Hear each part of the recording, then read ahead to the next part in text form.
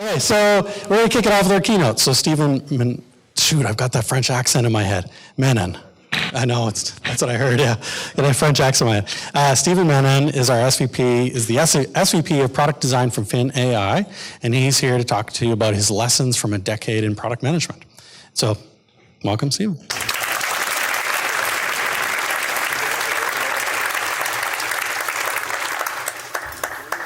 Hey, everybody. Good morning.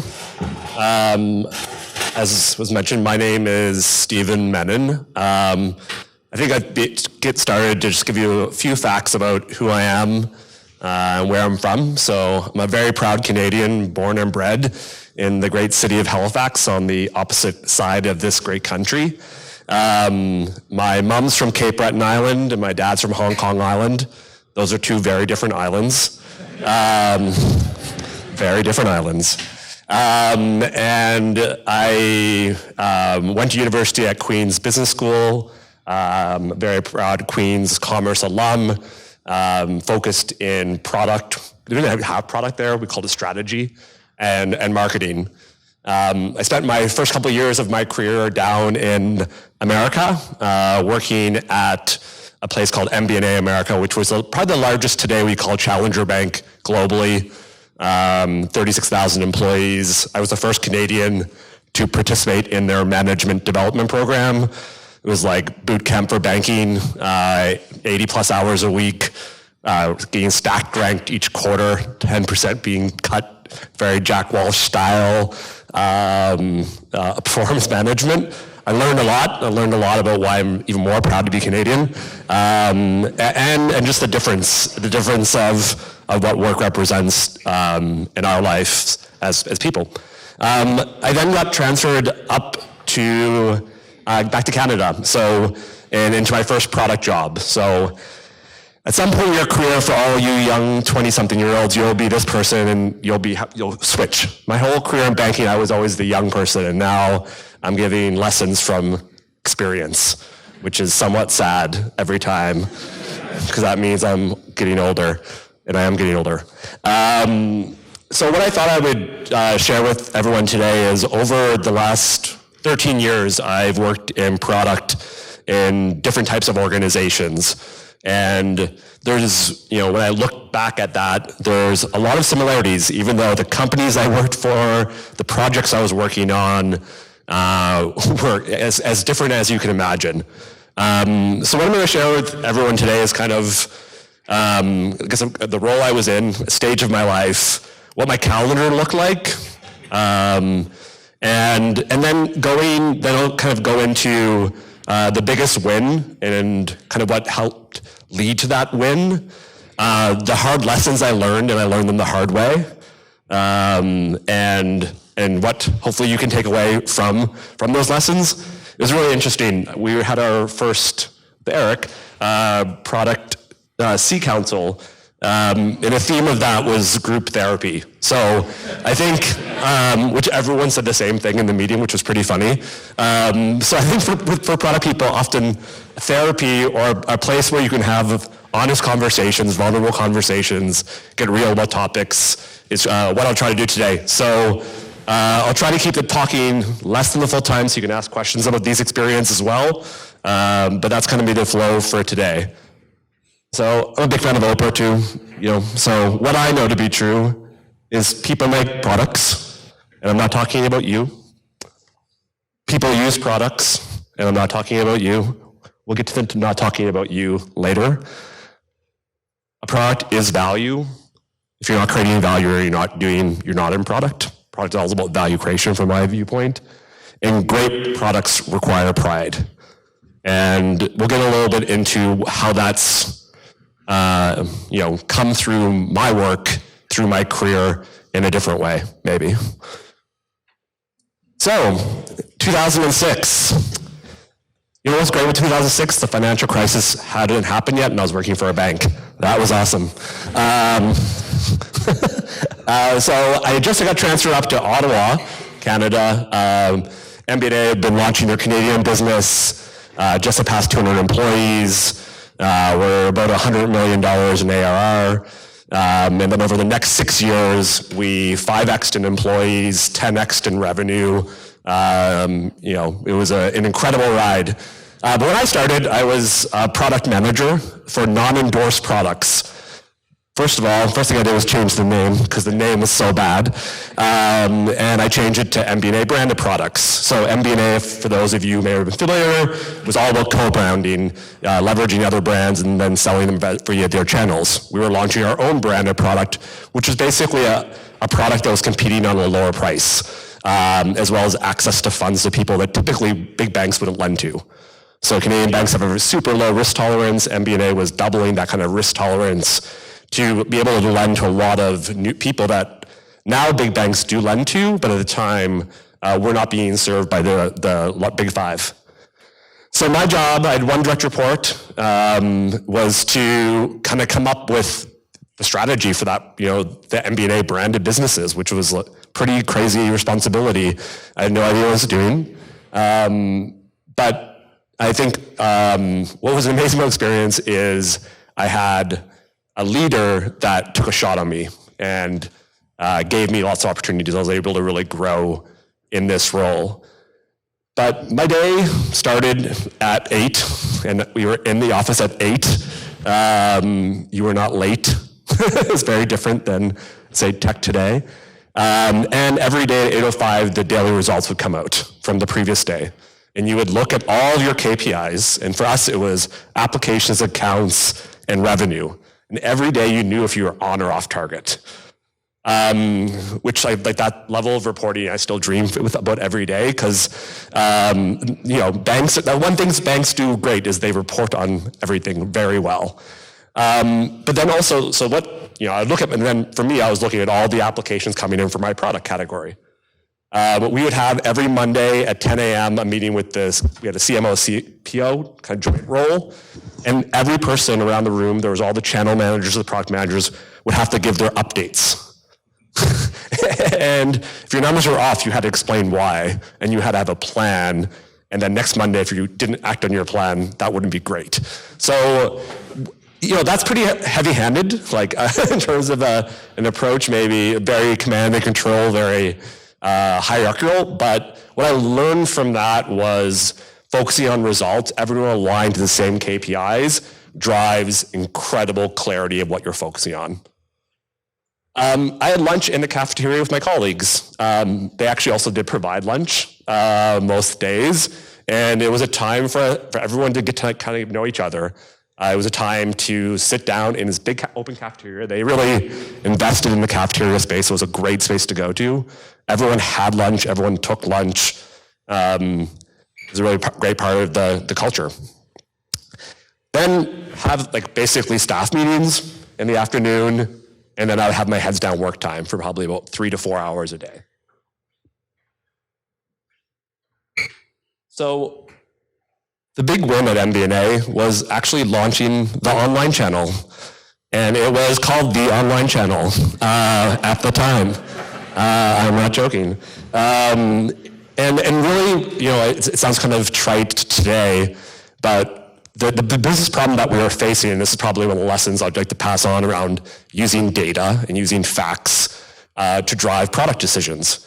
So before, every account that ever came through our webpage was had huge loss rates, huge fraud rates, huge phishing rates, because basically people were coming to our .com to apply. They weren't qualified, they weren't great leads, they were just really poor performing accounts.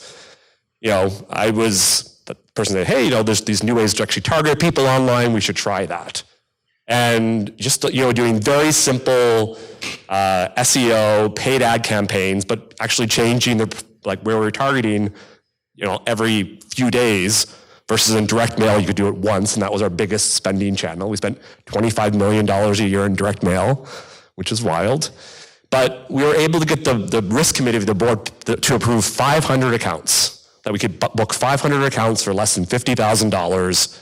And from that, we were able to show that if you targeted people, you could actually build a better quality account. And then from there, over the next 4 years, MB&A shifted its business from 1% of customers coming online to 50%. and over $30 million in marketing spend towards digital channels. The interesting thing about after that role, given my success in that role, the opportunity for me was to actually go run our call centers for 2 years. Something that as a product person I never planned to do and wasn't expecting to do, but to continue advancing in the company, it was kind of this requirement to get large people management experience. But what I learned the most was it also puts you in the front line with your customers. And until you actually work frontline with your customers, it's hard to know the experience that your employees have with your customers and what your product is doing with your customers. And for me, having that 2 years of running those operations gave me such a better appreciation for how much more I needed to engage with the people that are interacting with my customers about the product that I'm developing, as well as to talk to those people themselves. And how front level people would be able to translate all these amazing product strategy documents, and they would sell one thing with 4 words, and that's all they would remember from it. And if I didn't learn that lesson, I would not have been successful in future jobs. So if you have a chance, do operations, get in the trenches, get out of the trenches to have an escape plan, but it's because it's crazy, but it's a great opportunity. So hard lessons. So about 3 months into my role, the director of the department came up to me and said this: I heard all these great things about you, but I don't think you're really trying. If you want to be here, let me know. I'll help you. If not, let me know too. He was being very truthful. I wasn't as engaged as I could have been. I was actually studying for the LSAT. I was thinking, I don't really want to stay here. But what was amazing about Will, who's still a mentor and someone I call today, was I said, yeah, I'm up for this. This is what I'm going through in life. My parents want me to be a lawyer. I don't want to be a lawyer. I don't know what I want to do with my life. He's like, okay, you're good at this product thing. Why don't you stay doing this product thing and I'll help you? And he did help me. And throughout my career, he kind of kept on giving me more and more challenging opportunities because he saw the potential I had, and then gave me these incredible opportunities that I was able to advance my career from a product manager to be the SVP of product in 6 years at MBNA Canada. But you gotta be in if you wanna be successful. It's kind of the lesson there. Second one, I'm not sure if anyone else have ever experienced this, but if you have, you'll know what I mean. So a colleague asks you, what did you do on the weekend? Me, I would say stuff and things. I was doing gay stuff and things, but I wasn't out yet at work. So when people asked about their weekend, they're playing with their kids or doing this or doing that, I was like, yeah, me, I said stuff and things. And it wasn't exactly stuff and things, but it was what I learned from that experience is that it's almost impossible to build relationships and authentic relationships with your peers and your colleagues. This is what you need to do in product, because a key part of product is being the translator across the organization. So if you can't let someone know who you are, this is gonna be a really hard job category for you to be in. Because to me, authenticity is required. So again, it was a really, had a really supportive Will, same guy who said the thing above, was the CMO, then now the CMO. I came out to him, I was crying, but I had this incredibly supportive person I felt comfortable to, and he's helped make me feel comfortable at the organization. And then, because I'm me, what I did next was, I was like, oh, we're owned by Bank of America. Bank of America has all these global diversity programs. I'm gonna bring all these global diversity programs to Canada. So we ended up launching all of the different global associate affinity programs, so women in leadership, people of color, people with disabilities, LGBT community. I led that team, and as a result, we actually started forming a relationship with community partners And we became the sponsor of Ottawa Pride, which somehow kicked off Ottawa Pride. And we formed this amazing relationship that they still have today with this camp called 10 Oaks, which helps queer youth spend a week at summer camp to kind of have that kind of first opening experience much younger in life. So that was MBNA. It's like five and a half years later, I was itching to do something different. I was actually just really tired of how cold Ottawa was, because Ottawa was freezing. And I wanted to work in Bay Street. I'd always wanted to do the Bay Street thing. And some banks were calling me, and I thought about, where I'd want to work. And I was like, okay, I'm gay. Where do I want to work if I'm gay in Canada? TD Bank. It's true. That was not the only reason, but definitely a large contributing factor. And so it is actually true. I met with a guy who was in community relations, who helped form that whole movement at TD, which was really backed by the CEO of the organization, and kind of helped change the whole culture of Bay Street. This one guy did. It's pretty wild.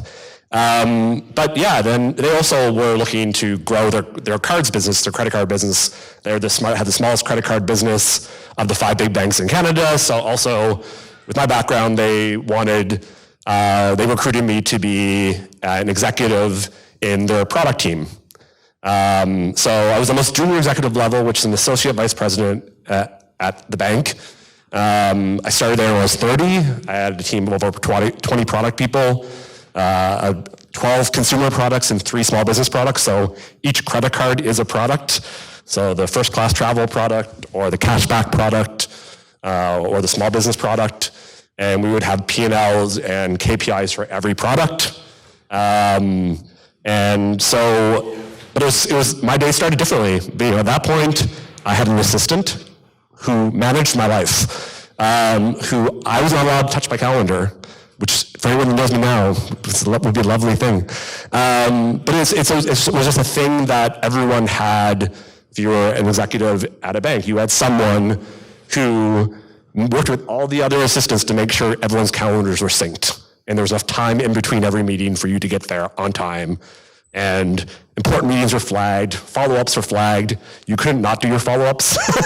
It was both an enablement system, but also a control system. My assistant managed me more than I managed her, 1,000,000%. She'd been in the bank for like 30 years, and she was like, I'm working 6:30 to 3:30. These are my hours. This is what I'm doing. But she was incredible, and it was something that enabled me to really focus my start of the day of looking at results. So Bay Street started a lot later than Ottawa. So my day would usually start around 9:30. I would check in at 8, but then kind of just, sometime between 9, 10 is when you really needed to be there. But I wouldn't leave work till 8 most evenings. Just, different hours, and that was a difference. And everyone was there till at least 6, 7, 8 each evening. But my day would start very similarly. Actually, we had less detailed reporting at TD than we did at MBNA, which was interesting, even though in Canada, TD was way bigger. But I would look at results. I would look at applications. I would look at accounts. I would look at profit. I would also then look at customer experience metrics. TD really cared about the customer experience, and not just saying it, actually measuring different attributes about NPS score for a product, value, lifetime value contributors. So those are new metrics that every day I had to start managing. Every lunch was a working lunch. I think of my 5 years at TD, I may have had like 4 lunches. I wasn't working. Not a great thing. But you would have working lunches, and usually the lunches would be ordered in, so you don't have food, but you'd be doing some type of meeting over lunch or out of lunch. Well, not great. I would have my staff, I would usually have a staff meeting above me, then I would have my staff meetings. Basically your whole day, afternoon was meetings. And then you probably start getting into work around 6 p.m.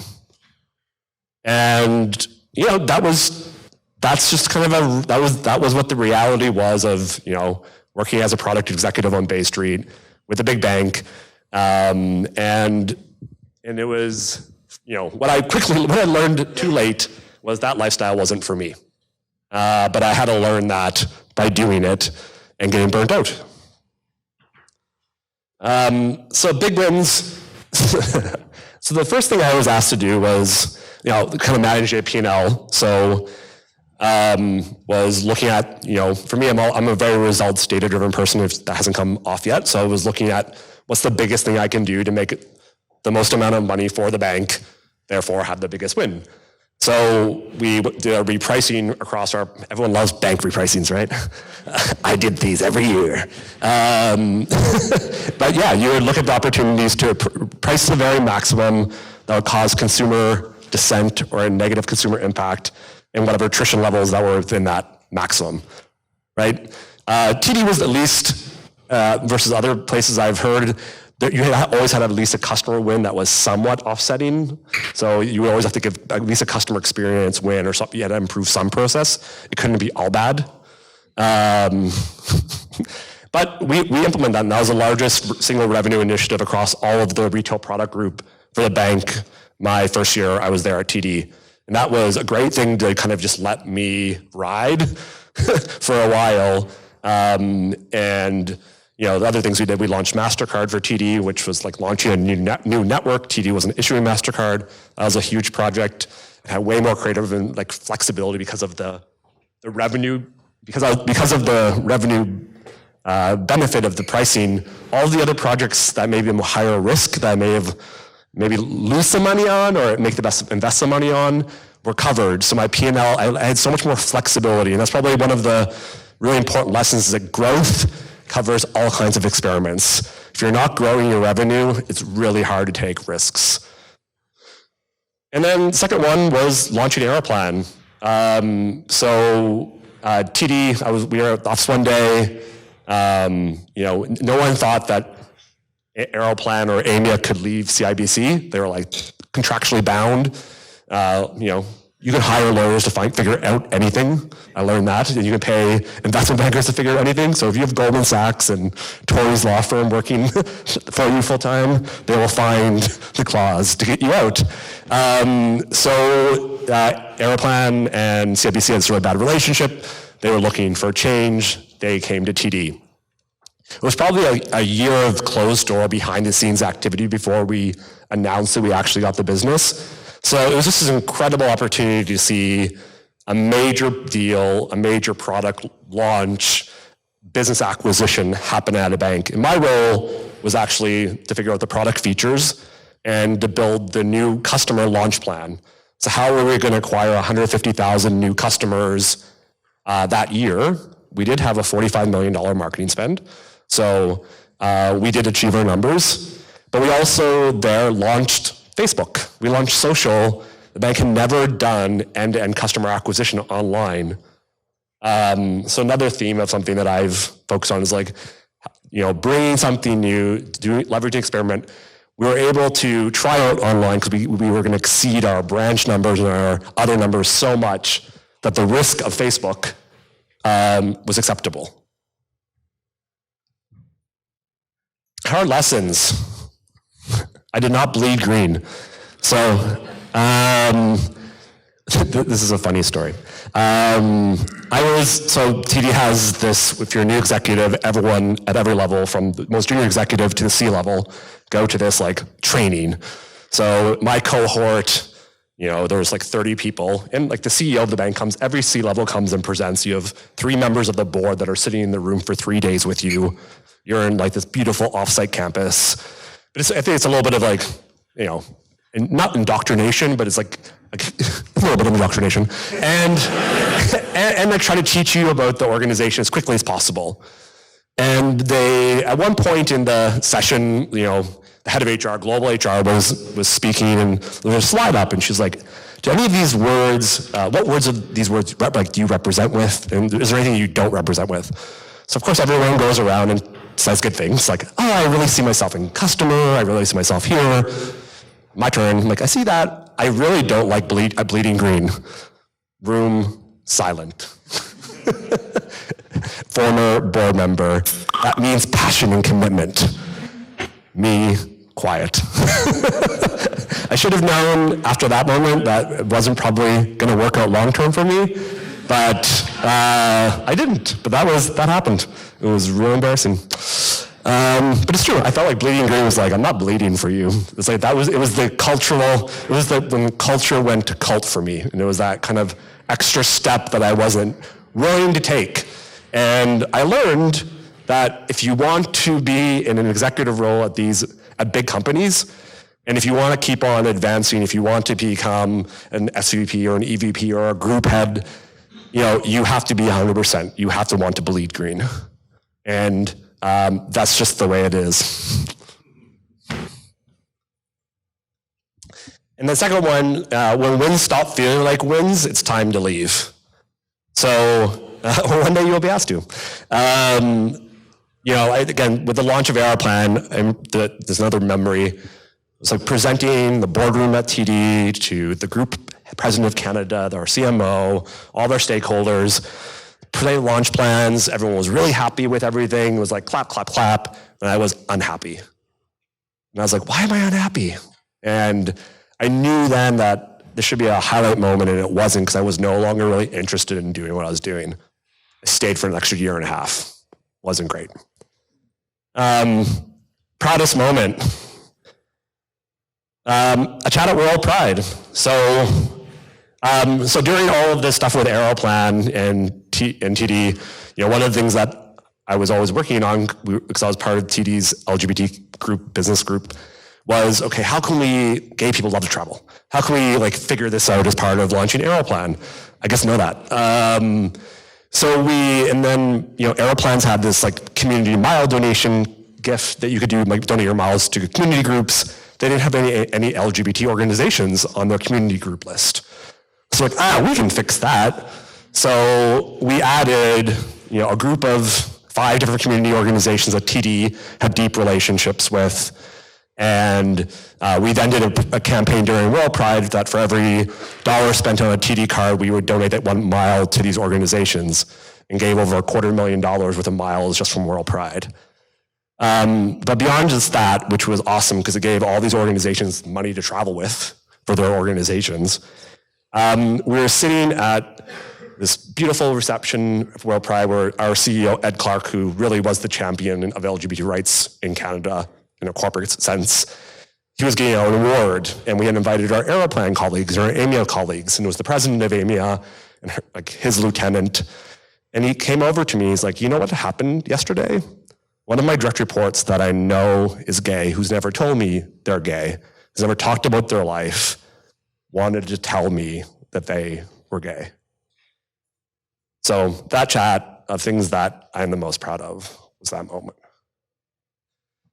So today, thank you wasn't for me. I took some time off, I went traveling, and then as you probably doing innovation or driving change from a bank through digital means was something I was passionate about doing, but doing within the bank just wasn't the right space for me. So FinTech, getting involved in something, that space was where I wanted to do next. I landed in Vancouver. I had I don't know how many coffees, how many meetings, because I was looking for an executive job. I was looking for a leadership job, and I finally got some great advice from someone saying that you're never going to get that here. You're going to have to go back to being a sole contributor. You're going to have to go back, take 2 steps back at least if you want to jump in because of just your background. That was hard to swallow, hard to hear, but once I made that shift in my mindset, literally the next week I had a chat with our CEO, Jake Tyler, and he was like, we're looking for somebody as sole contributor. We've got some seed funding. We have one person on our product team, Dan Jacobson, who's here today. It's nice to see you. And Yana, FinAI, nice to see you too. But so I was like, sure. At the same time, Carrie Russell, who is one of my other mentors, who used to be a senior executive TD, became his advisor to FinAI. She was able to go, yeah, he's good. So they okay, we'll take a chance. That's what happened, really. And then I started. And I started with myself and Dan. And there was no concept of actually what product was. So the journey has been building out a product organization, separating project management from product management. The first step, understanding that there's different things between product management and product design and product marketing. These are all subfields. None of that was understood. So, we're now at a space where we have a product team. We have a very small product team, but we have a product team, product design, product marketing functions. And I think as we have invested in all those functions, I think people are starting to see, the breadth and where a product adds value, which is, in the center of any SaaS business for sure. But I think any business today, product really is to me, the heart of an organization. So my day starts really differently. I wake up a lot earlier. I log in usually from home. I really don't like all of the channels, to be honest. There's so many channels of communication in startups. It's somewhat overwhelming at times. But, from Slack to WhatsApp to email to phone calls, checking all of the things. Our leadership team meets bi-weekly to either have a leadership team meeting or a prioritization team meeting. They kind of are off-center, so we can do both at the same time if we need to. But that was a big thing that we put into our organization a year ago, was a single backlog. Before we had multiple backlogs, a customer backlog and a product backlog and a technical backlog. So a single backlog, a single prioritization process. That was really hard, of hardest things ever. So hard. Still is hard, but so hard before. Eat lunch at my desk, which I realized when I was doing this presentation I need to change, because that's not a great habit. I think eating with your people is such a easy thing to do that everyone should do. Such an easy way to connect with your staff.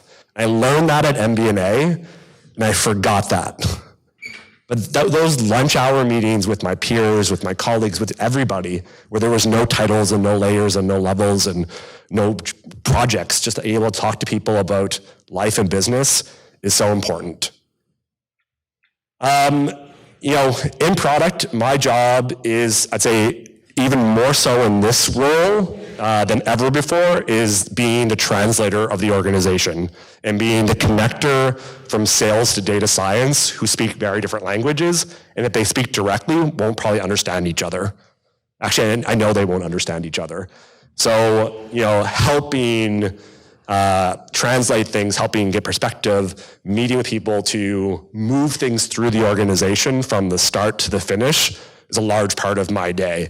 But it's not done in formal meetings like it used to be in banking, where there was a meeting. It's a lot more conversations. There is still meetings, but it's really, ensuring people are aligned, and keeping alignment in the organization is what I spend a lot of my time doing, working. And then the new thing is working out. So another thing that I forgot in Toronto was, without your physical health, you're not going to have your mental health, and it's going to be really hard to perform your best. So, keep healthy, because that keeps you being able to do your best work. So, FinAI. I think that the big win that comes to mind is, and this was a huge team effort, but it was a shift from everything being custom built, to actually building a core product, a core SaaS NLP product, which is complicated. To be straight, it's very complicated. To shift that and then build a core product and then launch our customers, the new customers we're selling off of that core product, I think is our biggest win. And the way we were able to do that was through business data.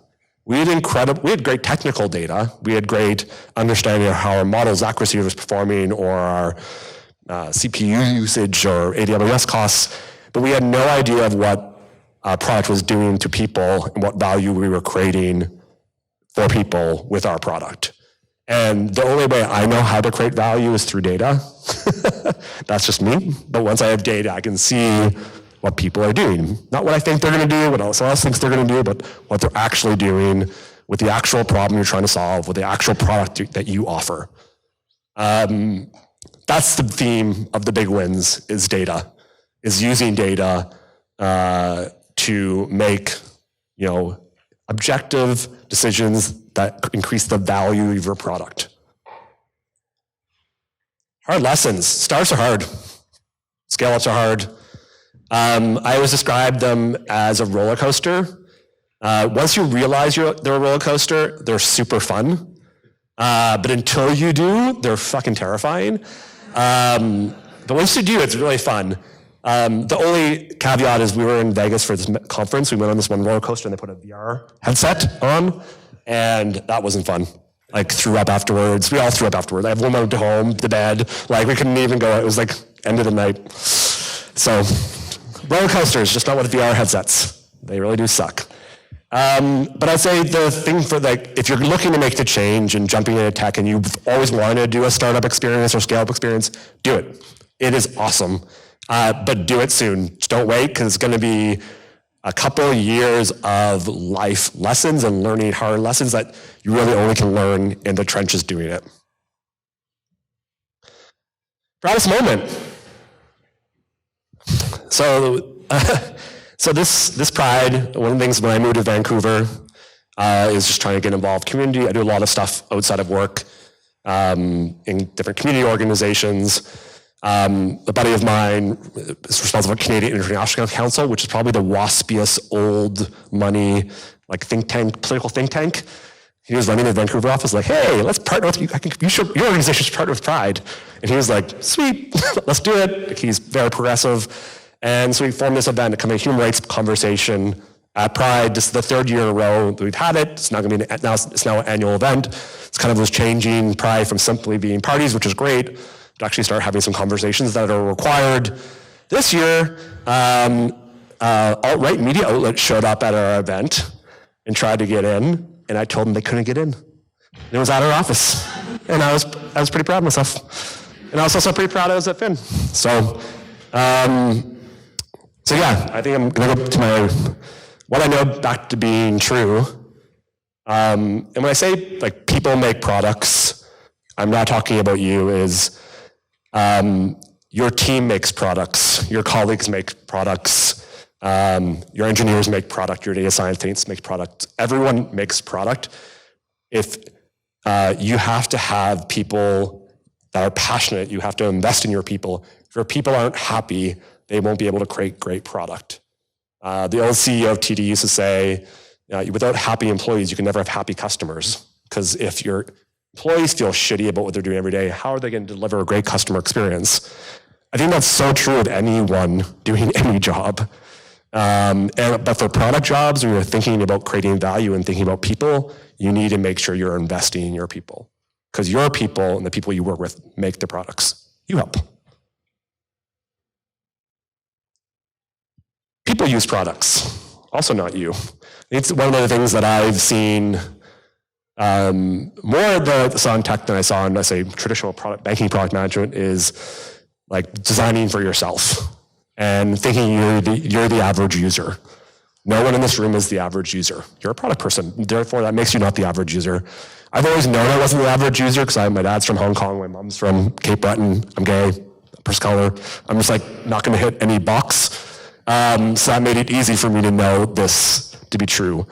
But it's been super important for me because it allows me to look at everybody and look at them using the product I manage or any other product and just see what their experience is. And I think as a product person, the things that you need to do is be constantly curious, insatiably curious, always learning and always observing. Like I always watch how people pay for things, right? Just because that was what I used to do. Was like how credit cards are all about payments. I look for I always like to talk to people about how they get their servicing done now. So FinAI, we do chatbots that basically are going to be the first level of defense for any type of customer service engagement in the future. So I know no one likes waiting on the phone. That's what our product can really do is give people back literally hours of their lives waiting on hold to get simple everyday questions answered from their bank or anyone else. Like IVR systems are out of date; they should be replaced, right? And waiting on hold is such a value suck for every person in the world. So those are the root problems that I'm thinking about when I'm working on is how do I eliminate minutes on hold and give people time back to their lives and provide that service. a product is value. Are you measuring the value you're creating? The value I know that we're creating is we're saving time, and that also we're also, by meeting someone in their channel of choice, we're also helping banks save money because they don't have to have someone available to take that call all the time. So what's the business case, because we're a B2B2C company, what clear value you're creating for each of your stakeholders? I know my clear value is call center operational cost deflection, average handle time reduction of call center staff efficiency, and I know the real value I'm creating is saving people time at the end. But we didn't measure any of that before. Like a year ago, we didn't have any data to support that. So that was a huge thing, is putting that data in to now get the organization behind. We're still in progress, we're not there yet, focusing on our decisions on being value building, and each prioritization being what value we're creating. Great products require pride. My play on words was pretty clever. You can see my slides, that's my greatest strength, but yeah, I would say I think people that are great product people are passionate people and are passionate about solving problems. And that passion comes out when you have pride in your work. And hopefully what I'd say is you have pride in your work by doing the biggest things and changing creating huge value, solving big problems, but also find ways in your job to create pride in what you really care about. And that your job and your role and your company and your title can be used beyond what you're just there for. But also, if you can make your product help solve that problem or be more inclusive in its approach, you can create value in other ways that you can't just through community activism.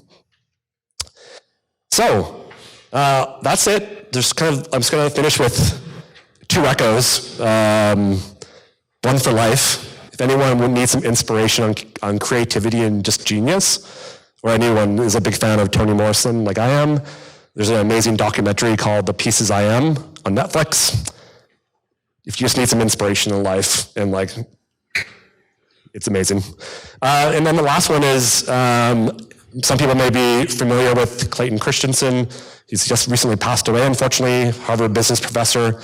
I went to Queen's Business School, so I love Harvard Business School too. It's just how it is.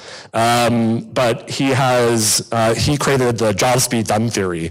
And if you're looking, it's just about what problem are you really solving with your product, and do you even know?